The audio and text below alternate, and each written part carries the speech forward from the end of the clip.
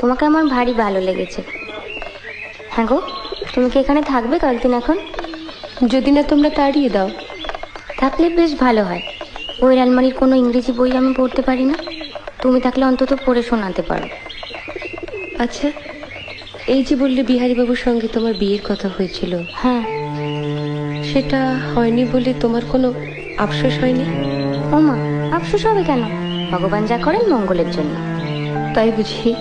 এই যে বছর না ঘুরতেই বিধবা হলাম, সেটাও মঙ্গলের জন্য? সত্যি। কেন যে অত ইংরেজি পড়তে গেলে তুমি? আবার ভাবো, তাহলে তো তুমি বরের কাছেই অন্য জায়গায় থাকতে, এখানে আসতেও না, আমাদের দেখাও হতো না। বা আমি এখানে থাকতাম, তুমি অন্য জায়গায় থাকতে। বা তা কেমন করে হবে? তোমার শাশুড়ি তোমার বরের সঙ্গে প্রথমে আমার সম্বন্ধ করেছিলেন, জানো? তাই বুঝি? তা হলো না কেন?